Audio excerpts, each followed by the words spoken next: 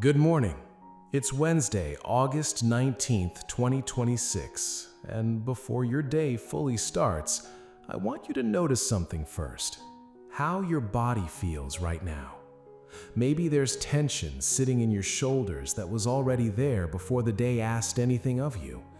Maybe your mind is already replaying a conversation from Monday, or a decision you're still not sure you made right, or a number you keep doing math on in your head even though it never adds up any better no matter how many times you check it. Maybe you're carrying something unfinished from earlier this week, a message you haven't sent, an answer you haven't gotten, a situation that felt urgent on Monday and by now has just gone quiet. And somewhere underneath all of that is a question you probably haven't said out loud. Is anything actually going to change, or am I going to keep waiting like this? I want to hand you something before the day pulls you anywhere else. In Revelation 3:8, God says, "I have set before you an open door, and no one is able to shut it." Not a door you have to force, not a door you have to earn through sheer effort, a door He set in place Himself before you ever started worrying whether it would open. Sit with this for a second. Silence from God is not the same as absence. What has felt still on your end this week may not have been still on His. While you were refreshing your phone, wondering if it was even worth praying about again, He may have already been rearranging things you can't see. Timing, people, circumstances, preparing something you're not standing in front of quite yet. That doesn't mean everything resolves today, but it does mean you are not forgotten, and this ordinary Wednesday, tired as it might feel, is not outside of what God is doing. Before we go further, I want to invite you to do something small. If there's a door you've been standing in front of, whether it's a job, a relationship, an answer, a decision, quietly say this to yourself: Lord, open the right door for me today. Not a wish thrown into the air, but an honest agreement with God that you're ready to trust Him with what's ahead, even the parts you can't control. If you want to write that in the comments as you sit with it, that's simply you making that agreement visible, a small, sincere act of faith before your day begins. Take a breath with me. In and out. Let your shoulders come down from wherever they've been sitting all week.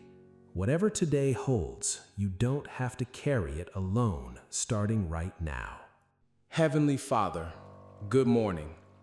Thank you for another day, another breath, another chance to bring you what I've been carrying instead of pretending I'm not carrying it. Some weeks I move through on my own strength and call it faith. Today, I don't want to do that. I want to actually hand you what's heavy. Lord, I'm tired of waiting. I don't say that to complain. I say it because it's true, and I believe you can handle true things from me. There's a situation I keep bringing to you, looking for some sign that it's finally moving.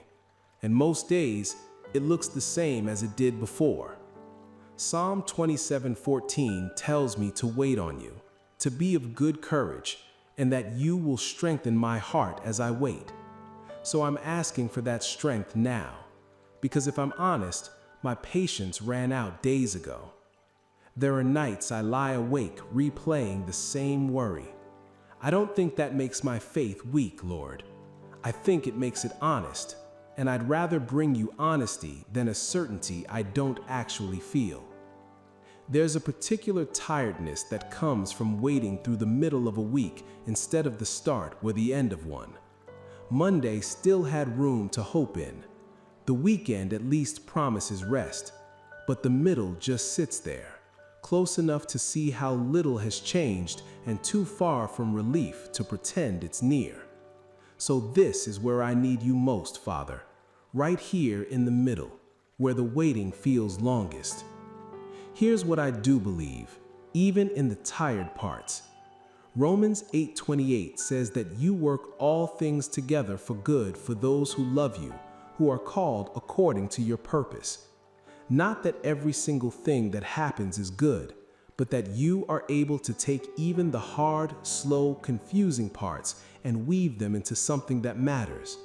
I can't see the weaving from here. I only see the thread I'm holding, and some days it looks tangled, but I trust the hands doing the work, even when I can't see the whole pattern yet. So today, Lord, I surrender the timeline I've been quietly keeping in my head. I had a version of when this was supposed to happen, and it's already passed more than once. I stopped measuring your faithfulness by whether it matches my calendar, and I stopped pushing on what hasn't opened yet. The conversation I keep forcing before it's ready, the outcome I keep trying to control through sheer worry, as if worrying hard enough could move it faster. Surrender doesn't come naturally to me, Lord. My instinct is to manage things, to keep checking it, to keep nudging it toward what I think it should be. Teach me the difference between faithfulness and control. Faithfulness keeps showing up and doing the next right thing. Control tries to be you. I want to actually let you lead this, even the part I feel most anxious to fix myself. Father, I bring you the door I've been standing in front of. You know which one. Maybe it's work, a job that would finally provide what my family needs, or the courage to leave one that's been draining me for too long. Maybe it's a relationship, a parent I haven't spoken to in months, a friendship that went quiet without explanation, a marriage that needs more healing than either of us knows how to reach for on our own. Maybe it's a decision about where to live, whether to stay or go, whether to hold on or let something end. Whatever it is, I've knocked on it more than once, and some days it still feels locked. Isaiah 43:19 says you do a new thing, that you make a way in the wilderness and rivers in the desert, even in the driest, most impossible-looking places. I think about the woman in Luke 8, the one who had been suffering for 12 years, who had tried every doctor, spent everything she had, and still wasn't better. She didn't wait for a perfect moment. She pressed through a crowd and reached for the edge of your garment, believing that was enough. And it was. One touch after 12 years, and she was healed in an instant. I don't know if my answer will come that suddenly, Lord, but I know you're the same God who met her in a crowded street on an ordinary day. So I reached today too, tired hands and uncertain faith and all. Give me the discernment to know which door is actually yours. Not every open opportunity is meant for me, and not every closed one is a loss I should mourn. James 1:5 says that if I lack wisdom, I can ask you, and you give generously without holding it against me for needing to ask. So I'm asking, show me the difference between a door that looks promising but keeps costing me my peace, and a door that might feel uncertain but carries your peace underneath it anyway. If I've been pushing on something that was never meant to open, give me the grace to let it go without resentment. And if there's a door already open in front of me that I've walked past because it didn't look big enough to be the answer, open my eyes to see it. And when you do open the right one, give me courage, not just clarity. There have been times in my life when I could see the door was yours and I still hesitated, because walking through it meant leaving something familiar behind, even something that wasn't good for me. Don't let familiarity keep me standing outside of what you've already prepared. If the right door asks me to let go of comfort, give me the courage to let go anyway. There's a difference, Lord, between a door opening and the breakthrough that actually follows it. Sometimes you clear the way, and I still have to walk a stretch of hard ground before anything visibly changes. So I ask you not just for the door, but for what comes after it. Real movement in the parts of my life that have felt frozen for so long I stopped mentioning them out loud.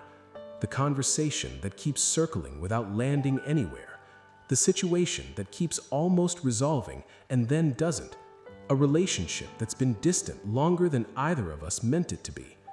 I'm not asking for a guarantee that today is the day. I'm asking you to keep working underneath the surface until what's been stuck finally starts to move, even slowly, even quietly, as long as it's actually moving. Lord, I ask for favor, plainly and honestly, not favor I have to manufacture through networking or performance or trying to be impressive enough to be noticed. The kind of favor only you can create. The kind that softens a conversation I've been dreading, that moves a decision in my direction for reasons I can't fully explain, that has someone speak up for me in a room I'm not even in. Let me find favor with the people I'll interact with today, the coworker, the stranger, the family member I've been at odds with. Let doors open because you went ahead of me into them, not because I forced my way through with effort alone. I've spent so much energy trying to earn what you give freely, Lord, trying to say the right thing, present myself the right way, prove that I'm worth choosing. I'm tired of carrying that pressure into every room I walk into. Psalm 84:11 says you are a sun and shield, that you give grace and glory, and that you withhold no good thing from those who walk uprightly. I want to believe this morning, not as a performance standard I have to meet perfectly, but as a promise about who you are toward me even now, imperfect and tired as I come to you. Let favor rest on me today, not because I've done enough to deserve it, but because it is simply your nature to give it. Let it show up in small human ways, a boss who listens a little longer than usual, a friend who checks on me without being asked, a stranger who's patient with me on a day I don't have much patience left for myself. And Father, I ask for the miracles I need, even the quiet ones nobody else will ever notice but me. A body that's been in pain, finding a measure of relief. A mind that's been anxious for months, finding a few hours of real peace. A relationship that's felt frozen, softening even slightly, even just enough to feel possible again. Provision arriving from a place I didn't expect, right when I needed it and not a day before. Strength returning to me after I thought I had nothing left to give. I don't need these to be dramatic to know they came from you. Some miracles are loud enough for everyone to see. Others are quiet enough that only the person who received them will ever understand. I trust you with either kind. I think about how many miracles in your word happened without a crowd watching. A widow's oil that didn't run out until every borrowed jar was filled in the privacy of her own home. A servant girl's small suggestion that led to a commander's healing with no fanfare attached to it at all. Not everything you do needs an audience to be real. So if my miracle this week looks like a text message that finally arrives, or a bill that gets covered in a way I can't explain, or simply waking up tomorrow with less weight on my chest than I have today, I will still call it what it is, your hand moving quietly, exactly the way you so often choose to move. Father, help me actually recognize you when you move, instead of only watching for the version of an answer I already had pictured in my head. Let me notice the ordinary things, a phone call that comes at just the right time, a thought that gives me sudden clarity, a stranger's kindness that reaches me on a hard day, and know that those aren't coincidences. They're you, working in ways smaller than a miracle and steadier than luck. Show me where you've already been preparing people and circumstances on my behalf, even relationships that seem completely unrelated to what I'm waiting for. Give me eyes that are trained to see you in the details, not just in the breakthroughs. I also ask you to protect me from the doors that only look right. If saying no to something is part of how you're caring for me, help me trust that no instead of resenting it. I think of doors I once fought so hard to open, certain they were mine, that never opened no matter what I tried. At the time, it felt like rejection. Looking back, I can see a few of them would have cost me more than they ever would have given me. So when I can't yet see the reason behind a closed door, let me borrow the trust I've built from the ones I understand now. You were right about those. I believe you're right about this one too, even while it's still closed. Lord, give me hope that doesn't depend on today being the day everything changes. I'm not asking you for a guaranteed outcome by sundown. I'm asking you to help me trust that you are already moving, even in the waiting, even in what still looks unfinished. Help me hold this hope with open hands instead of a clenched fist, believing without demanding. Help me finish this week differently than I started it, not because the situation has necessarily changed, but because something in me has. Let me stop treating every quiet day as evidence that you've forgotten and start treating it as part of what you're already working through.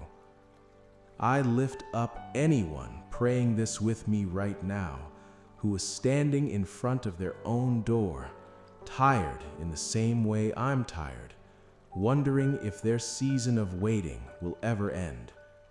You know their name and their situation better than I do. Meet them exactly where they are this morning. Let them feel, even for a moment, that they are not forgotten and that you are still writing something good, even in what feels stuck. So I release this whole day to you, Father. The waiting, the unfinished things, the door I still can't see clearly. I trust you with what I know and even more with what I don't. In Jesus' name, amen.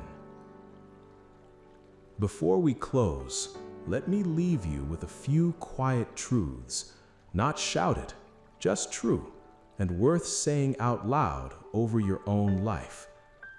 God is still moving in my life, even in what feels quiet. I will not force what God has not opened. The right door will come at the right time, not a moment too late. My waiting is not wasted. I am open to what God is doing, even before I can see it. Lord, give me peace to recognize what is truly from you. You don't have to feel the full weight of those yet.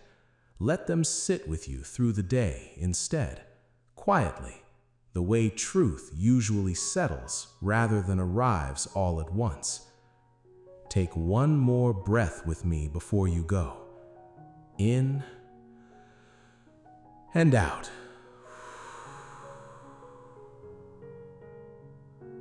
Notice that your shoulders are a little lower than they were when we started. That's not nothing. That's what happens when you actually hand something to God instead of just carrying it a little longer on your own. Here's what I want you to carry out of this morning. You may not see the door yet, and that's all right. You don't have to. What matters is that God already does. He has not forgotten you in the middle of an ordinary week that hasn't gone the way you hoped. He may already be moving in ways you can't trace from where you're standing, softening a heart, aligning a timeline, preparing an answer that isn't ready to be seen yet, but is already being built, one quiet detail at a time. You don't have to force anything today. You don't have to chase down every option out of fear that if you don't, nothing will happen. You simply have to keep showing up, keep watching, keep your hands a little more open than they were yesterday. And if the door still looks closed tonight, that doesn't undo anything we've prayed this morning. It just means today wasn't the day it opens, not that it never will. Come back tomorrow the same way you came today. A little tired maybe, but still willing to trust Him with what you can't yet see. That's not weakness. That's what faith actually looks like most mornings, quieter and steadier than we expect it to be. If this met you where you are this morning, say it once more, quietly, as your own. Lord, open the right door for me today. Let it be less a request thrown into the air and more a hand placed gently into His, the same trust we just prayed through together. Stay with us for tomorrow's prayer. Until then, hold on to this. The door is not shut. It's being prepared carefully in ways only He can see right now. And so, gently, patiently, are you.